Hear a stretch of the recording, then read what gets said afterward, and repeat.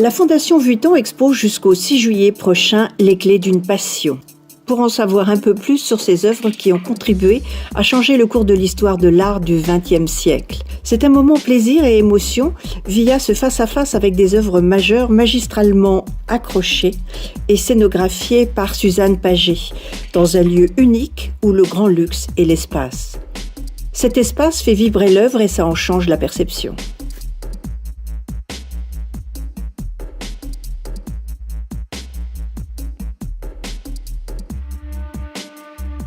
La Fondation a été créée pour constituer un lieu de présentation idéal de l'art.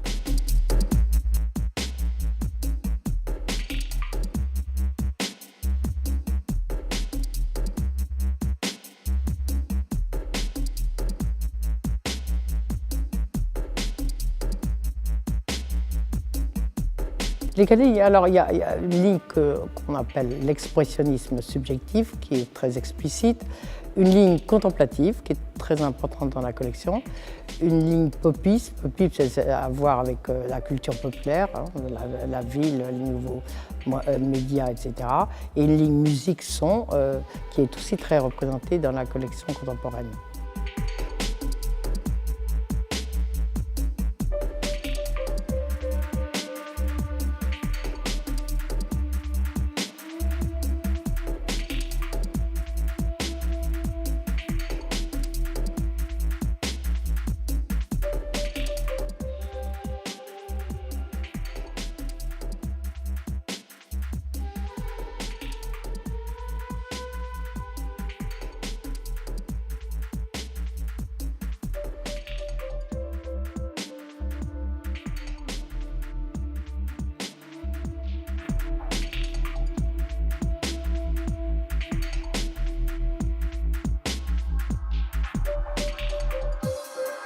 On essaye de juxtaposer des œuvres fondamentales qui correspondent à la démonstration voulue. Alors quand on prend le cri de Munch et qu'on regarde le cri de Bacon et qu'on voit la façon dont Schwerbeck, qui est moins connu, on induit de ce qu'on connaît le dialogue possible.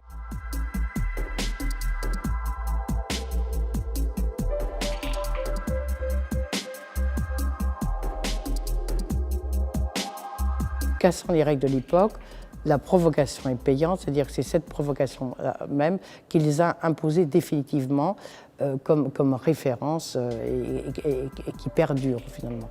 Aussi bien, on a derrière moi le cri de Munch, qui a dit une fois pour toutes, je crois, et en cassant toutes les règles stylistiques, j'allais dire, de l'époque, il a dit l'angoisse existentielle fondamentale et en créant un style qui rompait avec toutes les références naturalistes, même symbolistes du moment. Giacometti, avec une ligne dans l'espace qui définit la solitude définitive de l'être dans le monde, tous ces artistes-là ont constitué en effet des repères par rapport à tout ce qui existait avant.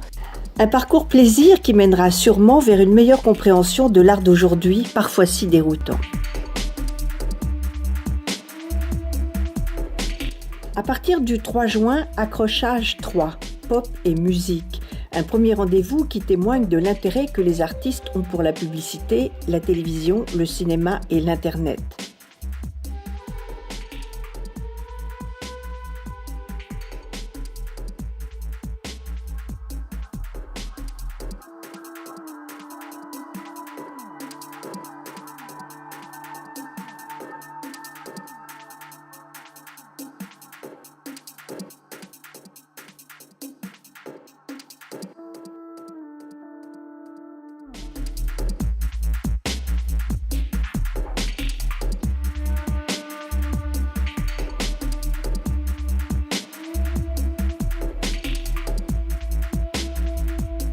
Le second rendez-vous, un peu plus haut, est avec la musique.